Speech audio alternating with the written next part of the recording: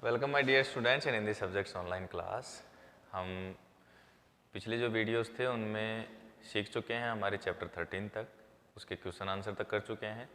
आज हम शुरू करने वाले हैं हमारा चैप्टर नंबर 14 और चैप्टर नंबर 14 एक कविता है जिसका नाम क्या है? अब तक बहुत बह चुका पानी।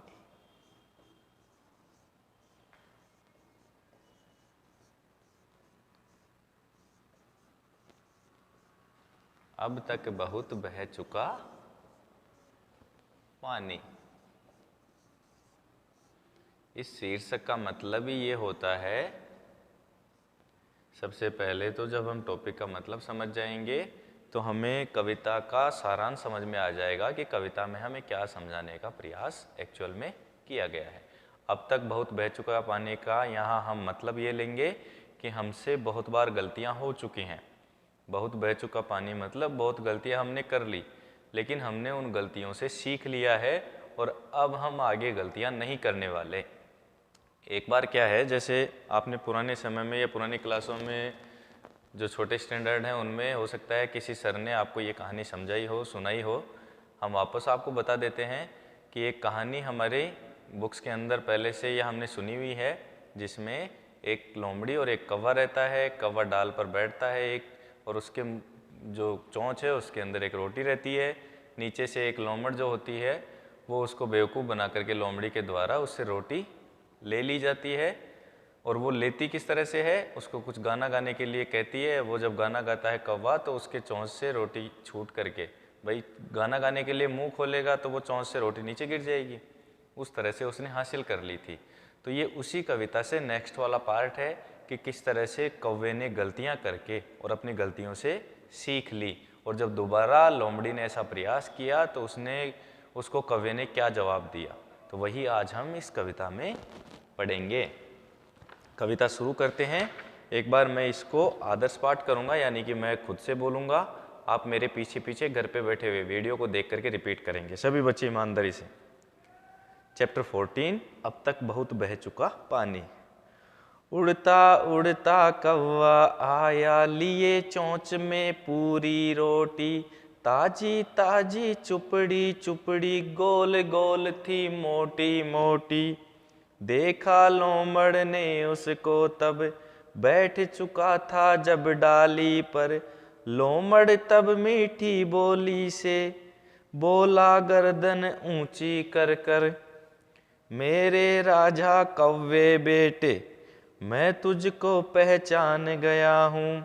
आता जाता रहा इधर मैं, कई वर्ष से नया नहीं हूँ। मुझे पता है उस कौवे के, तुम हो बेटे या हो नाती। जिसको ये ने मुझे सुनाई, यहाँ बैठ कर मधुर प्रभाती। बैठा था वह इसी डाल पर, बैठे हो अब तुम जिस पर। मेरे कहने पर गाया था उसने अपना गाना स्वर भर। कौवे भैया तुम भी अपना मीठा राग सुनाओ मुझको, अपने दादा नाना जैसी अपनी कला दिखाओ मुझको।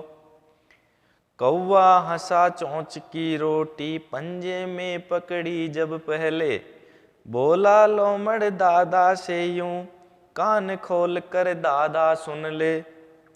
पुरखों का अनुभव पाया है, क्यों दोहराऊं वह नादानी। अब न तुम्हारी दाल गलेगी, अब तक बहुत बह चुका पानी। ये हमारी कविता थी। अब हम एक एक वर्ड से इसका मीनिंग समझते हैं। उड़ता उड़ता कौवा आया, लिए चोंच में पूरी रोटी। एक कौवा उड़ता उड़ता कहीं से आया जिसकी चोंच में एक पूरी रोटी थी, बड़ी सी रोटी थी। ताजी ताजी चुपड़ी चुपड़ी, वो रोटी कैसी थी? ताज़ा थी और चुपड़ी हुई थी, यानी उस पर घी लगाया हुआ था। गोल गोल थी मोटी मोटी, बहुत अच्छी सी उसकी शेप थी और मोटी भी थी। देखा लोमड़ ने उसको तब, एक लोमड़ वहाँ था, तो जब वह कौवा रोटी लेकर के आया तो उस लोमड़ ने उस कौवे को देख लिया। बैठ चुका था जब डाली पर, जब कौवा उस रोटी के साथ डाली पर बैठ गया, जो कोई भी ट्री होता है ना, उसकी ब्रांच को हम डाली बोलते हैं, उसकी जो शाखाएं होती हैं उनको डाली बोलते हैं। तो जो कौवा था वो एक पेड़ की शाखा पर, एक पेड़ की डाली पर जब बैठ गया तो उस समय उस लोमड़ ने उस कौवे को देखा। लोमड़ तब मीठी बोली से बोला गर्दन ऊंची कर कर। जो लोमड़ था जब उसने कौवे को देखा कि उसके मुंह में एक रोटी है, मोटी मोटी है, गोल गोल है, चुपड़ी हुई है, ताज़ा है, तो उसने अपनी गर्दन को ऊंची करके, भाई पेड़ पे बैठा है कौवा, तो लोमड़ जब उसकी तरफ देखेगा तो उसको अपनी गर्दन नीचे से ऊपर की तरफ करनी पड़ेगी। तो अपनी गर्दन ऊंची करके लोमड़ क्या कहता है कौवे से, मेरे राजा कौवे बेटे, मीठी मीठी वाणी बोल रहा है, मेरे राजा कौवे बेटे, यानी कि कौवे को बेटा कह रहा है लोमड़ और राजा की संज्ञा दे रहा है, उसकी बड़ाई कर रहा है। मैं तुझको पहचान गया हूँ, यानी मैंने तुझको पहचान लिया है। लोमड़ क्या कहता है कौवे से कि मैंने तुझको पहचान लिया है। आता जाता रहा इधर मैं इधर आता जाता रहता हूँ, ये जो पेड़ है या इसके आसपास की जगह है, यहाँ मैं आता जाता रहता हूँ, इसलिए मैंने तुम्हें देख करके पहचान लिया है। कई वर्षों से नया नहीं हूँ, मैं कई वर्षों से, लोमड़ क्या कह रहा है कौवे से कि मैं कई वर्षों से इधर आता जाता रहता हूँ और मैंने तुम्हें देखते ही पहचान लिया है। मैं इस जगह के लिए नया नहीं हूँ, यानी कि मैं काफ़ी पुराना हूँ इस जगह के लिए, मैं इस जगह को अच्छे से जानता हूँ। मुझे पता है उस कौवे के तुम हो बेटे या हो नाती। उस कौवे से मतलब जो मैंने अभी आपको कहानी सुनाई ना, एक पुरानी कहानी है जिसके अंदर एक लोमड़ी कौवे को बेवकूफ़ बना करके उसके चोंच से रोटी छीन लेती है। जब रोटी नीचे गिर जाती है तो लोमड़ी उसको लेके भाग जाती है। तो लोमड़ क्या कह रहा है कि तुम जो हो वो उसी कौवे के तुम हो बेटे या हो नाती, तुम या तो उस कौवे के बेटे हो या फिर नाती हो। नाती का मतलब क्या होता है, जैसे आपके जो नाना जी हैं, छोटे बच्चे इस चीज़ से समझिए कि जो आपके नाना जी हैं आप उनके लिए क्या हो, नाती हो। जो सगे संबंधी होते हैं ना, उनको उनके रिश्तों को समझाने के लिए आपको एक वर्ड दिया गया है नाती, यानी कि दादा या सॉरी जो नाना होता है उसके लिए उसकी बेटी का बेटा क्या कहलाएगा, उसका बेटा या बेटी नाती या फिर नातिन कहलाएगा। इस चीज़ से समझो। और घर पे जो बच्चे वीडियो देख रहे हैं ना, वो एक बार अपने मम्मी पापा से थोड़ा सा पूछ लेंगे ना, तो वो आपको समझा देंगे कि नाती किसको बोलते हैं।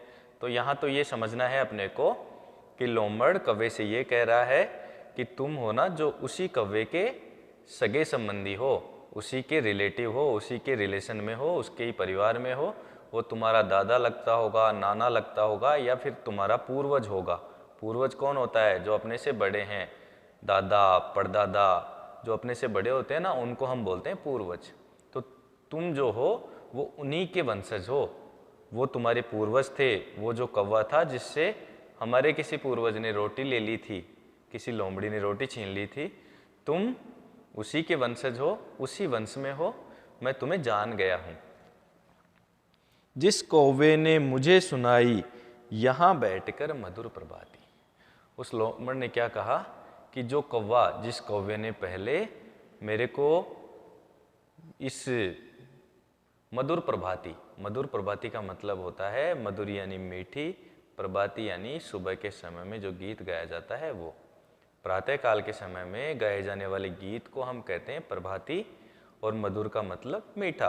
तो तुम वही हो ना, उसी कौवे के वंशज हो ना जिससे मैंने एक मीठा सा संगीत सुना था, एक मीठा सा गीत सुना था सुबह का। बैठा था वह इसी डाल पर, वो इसी डाल पर बैठा था जिस डाल पर तुम बैठे हो। बैठे हो अब तुम जिस पर, मेरे कहने पर गाया था उसने अपना गाना स्वर भर। उसने भी अपना गाना जो है वो स्वर भर का मतलब बहुत अच्छे से, बहुत मीठी आवाज में, अच्छे अच्छे स्वरों के साथ, अच्छे अच्छे सुरों के साथ वो गाना गा करके मेरे को सुनाया था।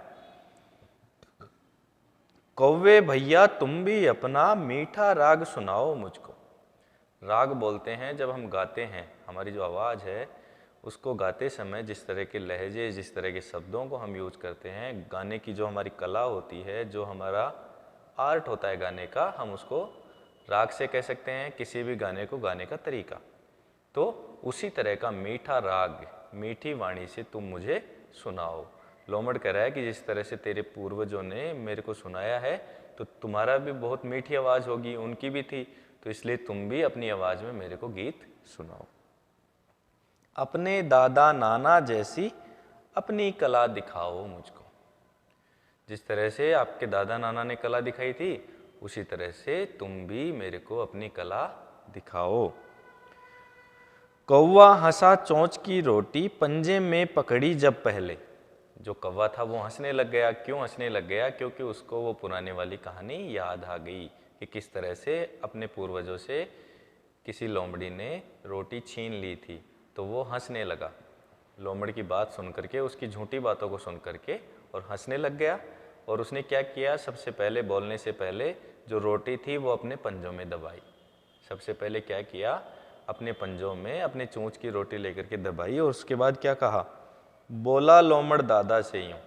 लोमड़ दादा से उसने क्या कहा? कान खोलकर दादा सुन ले, कि दादा, लोमड़ दादा, तो अपने कान खोल ले और ढंग से सुन ले। कान खोलने का मतलब बहुत अच्छे से स्पष्ट कान लगा करके सुन ले, ऐसा नहीं है कान खोलने का मतलब कोई और तरीके से खोला जाता है। कान खोलने का मतलब होता है ध्यान लगा करके सुन। पुरखों का अनुभव पाया है। पुरखे यानी पूर्वज जो हमसे बड़े थे, उनसे हमने अनुभव में पा लिया। क्यों दोहराऊं वह नादानी, वही ना समझी, वही बेवकूफ़ी में वापस से क्यों दोहराऊं? यानी कि उसी चीज़ को मैं वापस से रिपीट क्यों करूं? जब हमारे पूर्वज वो गलती कर चुके हैं, उन गलतियों से हमने सीख लिया है कि इस तरह से अगर हम गाने के लिए चोंच खोलेंगे तो हमारी चोंच में जो रोटी है वो नीचे गिर जाएगी और आप उसको लेके भाग जाएंगे। तो हमने उस गलती से सीख लिया है, तो अब वापस से वो गलती हम दोबारा क्यों करें? अब न तुम्हारी दाल गलेगी, अब तक बहुत बह चुका पानी। यानी कि अब तुम्हारी दाल नहीं गलेगी। दाल नहीं गलने का मतलब तुम्हारा उद्देश्य पूरा नहीं होगा। तुम्हारा उद्देश्य कभी पूरा नहीं होगा। तुम जो चाहते हो वो तुम्हें नहीं मिलेगा। अब तक बहुत बह चुका पानी, अब तक बहुत गलतियां हो चुकी हैं, उन गलतियों से हमने सीख लिया है। बहुत बह चुका पानी का मैंने चैप्टर के शुरू में आपको अर्थ बताया था, यानी कि हमने बहुत सारी गलतियां आपसे पहले कर दी। बहुत सारा पानी वेस्ट करने जैसा है ये कि हमने समझदारी नहीं होने की वजह से या बेवकूफ़ी की वजह से अब तक बहुत सारी गलतियां कर ली। अब हम ऐसा नहीं करने वाले। अब हम तुम्हारी चालों को समझ गए हैं, तुम्हारे उद्देश्यों को समझ गए हैं। अब तुम्हारी बात मान करके और मैं अपनी चोंच को खोल करके रोटी नहीं गिराने वाला नीचे। तो इस तरह से ये हमारी कहानी कंप्लीट होती है। इसमें कुछ वर्ड्स के, हार्ड वर्ड्स के मीनिंग भी दिए हुए हैं, तो आप इसमें से देख सकते हैं। मैं बात कर रहा था कहानी अब तक बहुत बह चुका पानी के बारे में।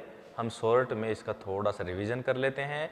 इस कहानी में एक पुरानी जो कहानी थी, हमने जब बहुत पहले कभी सुनी थी या नहीं भी सुनी होगी, तो आज मैंने आपको चैप्टर के शुरू में ही सुना दिया कि एक इस तरह से लोमड़ था और उसने पेड़ पर बैठे हुए कौवे से और उसको बेवकूफ़ बना करके और उसकी जो कंठ है उसकी प्रशंसा करके और उसको गाने के लिए मना लिया था। और जैसे उसने गाने के लिए मुंह खोला था, उसकी रोटी नीचे गिर गई थी। तो उस चीज़ को वापस से अप्लाई करना चाहता था एक लोमड़ एक कौवे पर। तो उस कौवे को वो सारी चीज़ें याद थी, तो इसलिए उसने उसके उद्देश्य को पूरा नहीं होने दिया और अपनी जो रोटी थी बोलने से पहले अपने पंजों में दबा ली, ताकि वो नीचे नहीं गिरे और उसको लोमड़ वापस से लेके नहीं भाग जाए।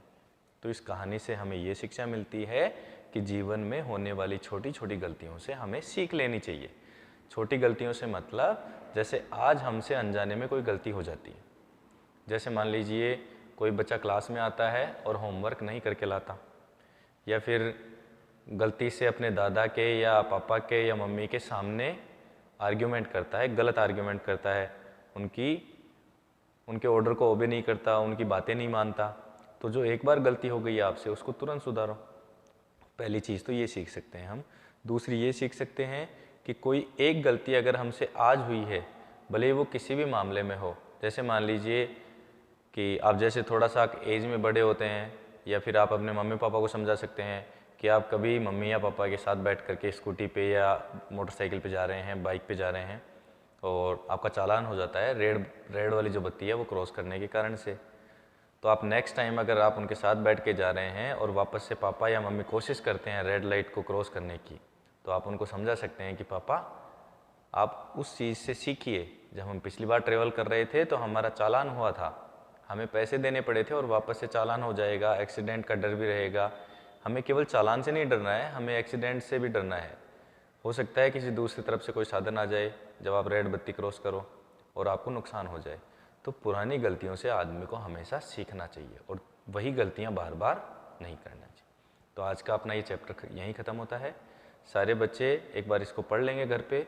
अगर किसी वर्ड का बाई चांस, वैसे तो बहुत ईजी वाली कविता है, फिर भी आपको किसी वर्ड का अगर अर्थ समझ में नहीं आता है तो you can message me on my WhatsApp number. आप मेरे व्हाट्सअप नंबर पर मैसेज करेंगे, मैं आपको रिप्लाई कर दूंगा। तो आज की क्लास में इतना ही। Thank you.